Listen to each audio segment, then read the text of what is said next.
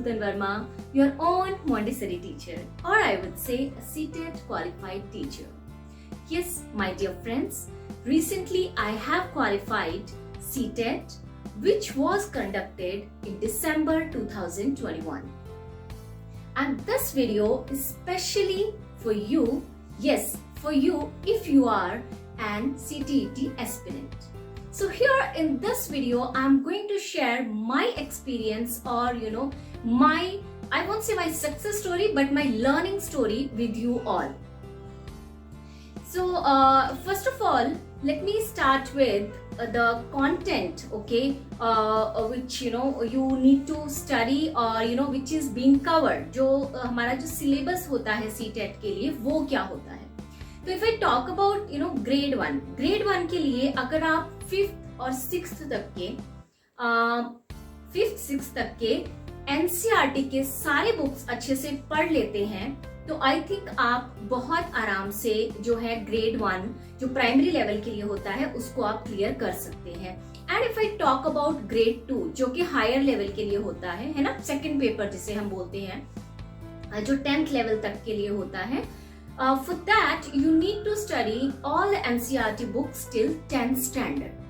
ठीक है.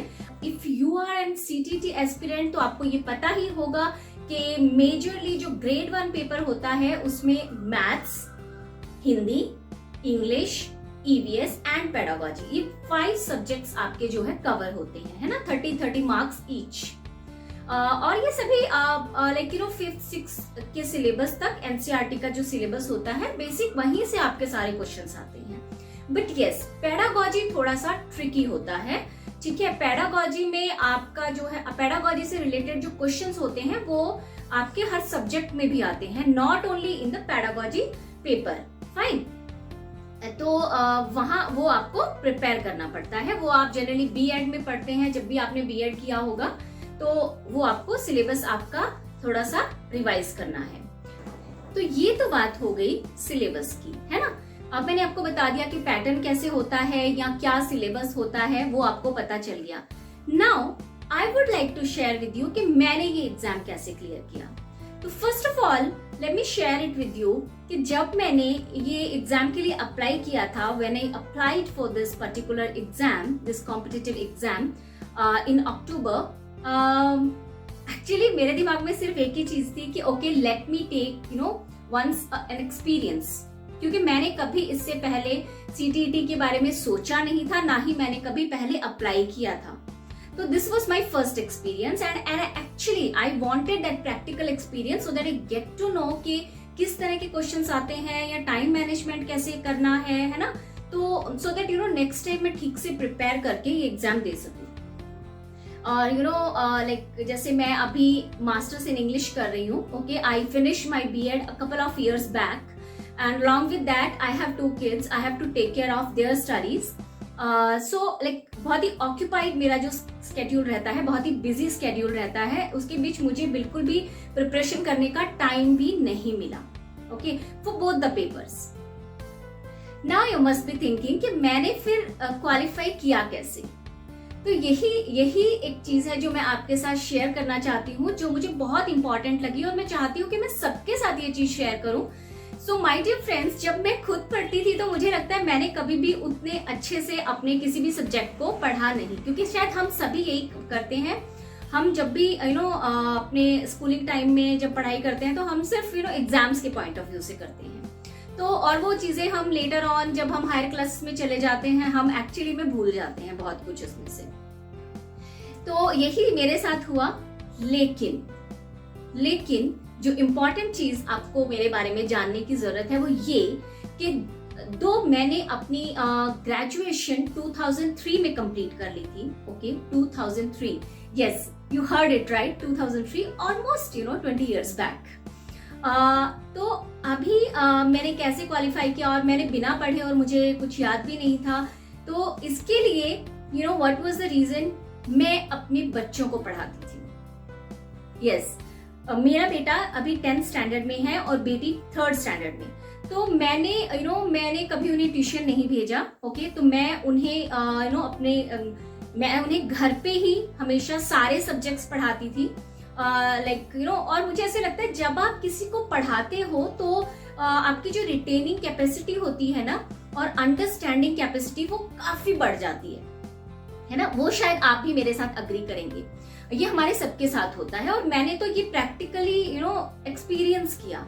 तो जब मैंने अपने बच्चों को पढ़ाया है ना, मैंने कुछ माइंड में उस टाइम मेरे नहीं था कि यू नो मुझे ये याद रखना है या मुझे कोई एग्जाम देना है, क्योंकि सीटीईटी बहुत ही मतलब यू नो एक सडनली बस ऐसा हुआ कि किसी ने मुझे एक एप्लीकेशन भेजी कि भैया सीटीईटी के फॉर्म्स अवेलेबल हैं और मैंने बस अप्लाई कर दिया। I never planned for it. Okay, तो मेरा जो मेन आपको बताने का मकसद यहाँ पे ये है कि अगर आप सीटीईटी या एचटेट या रीट या केटेट, ये जितने भी कॉम्पिटिटिव एग्जाम्स हैं है ना, एजुकेशन फील्ड से रिलेटेड, टीचिंग फील्ड से रिलेटेड, अगर आपको ये क्लियर करने हैं है ना, if you are aiming at them, तो आपको मेनली क्या करना है कि वो जो आपका फर्स्ट से लेके 10th तक का सिलेबस जो होता है उसको आप कवर कीजिए है ना।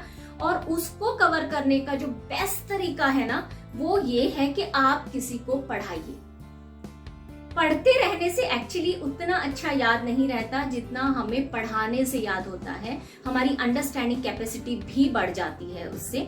ओके, तो इस तरह से जब मैंने पेपर देखा तो मैं बहुत खुश हुई कि ये तो बहुत सारी चीजें ऐसी हैं जो मैंने अपने बच्चों की बुक्स में पढ़ी हैं, उनको पढ़ाते वक्त ये कुछ बहुत सारी चीजें थी जो मैं फैमिलियर थी। तो मेरा आपको यही सजेशन है, अगर आप सीटेट या किसी और भी you know state wise teaching eligibility test के लिए प्रिपेयर कर रहे हैं, तो फर्स्ट ऑफ ऑल आप एनसीईआरटी का फर्स्ट से लेके 10th तक सिलेबस आप रीड कीजिए, और हो सके तो अपने जो छोटे भाई बहन हैं घर में, या फिर आप अपने किसी नेबर के बच्चों को है ना आप ट्यूशन करवा सकते हैं। ऐसा कुछ आपको करना चाहिए which is you know very helpful. मेरे लिए तो रियली बहुत हेल्पफुल रहा ये, मतलब इतनी ब्यूटीफुल चीज है कि मैं सच में आप सबके साथ शेयर करना चाहती थी। Okay, and second thing is if we talk about pedagogy, तो पेडागोजी में सबसे मेन चीज मुझे जो लगी वो ये है कि एक तो आपको अपना बीएड जब आप करते हैं बहुत ध्यान से पढ़ना चाहिए। आपको बहुत सारे लोग मिलेंगे जो ये बोलेंगे कि BEd is like you know बस वो एक डिग्री है और हमें एक लेनी होती है वो डिग्री, ज्यादा पढ़ने की जरूरत नहीं है।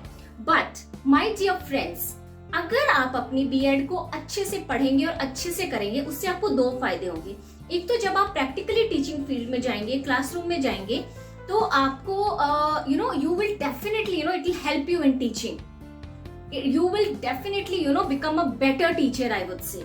जो पेडागोजी होती है या जो भी चीजें हम बीएड में पढ़ते हैं, ये सारी चीजें ना हमें बहुत ज्यादा हेल्प करती हैं एज अ टीचर। चाहे आप यू नो लेक्चरर बन जाइए, आप प्रोफेसर बन जाइए, लेकिन ये जो पेडागोजी से रिलेटेड या साइकोलॉजी जैसे हम पढ़ते हैं बीएड में, ये सारी चीजें हमें रियली हेल्प करती हैं टीचिंग फील्ड में।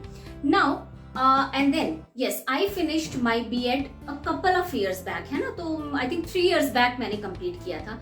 और अभी 3 इयर्स से तो मैं इतनी बिजी थी कि मैंने आई डोंट थिंक सो कभी भी वापस बुक उठा के देखी। तो कुछ चीजें तो मुझे वहां से थोड़ी सी यू नो धुंधली सी याद थी, ऐसा नहीं है, मैंने क्योंकि बहुत अपनी बीएड करते वक्त पूरा एफर्ट डाला था और मैंने अच्छे से पढ़ाई की थी। बट यस, मैं 3 साल में तो एक्चुअली बहुत कुछ भूल गई थी, सब धुंधला सा हो गया था।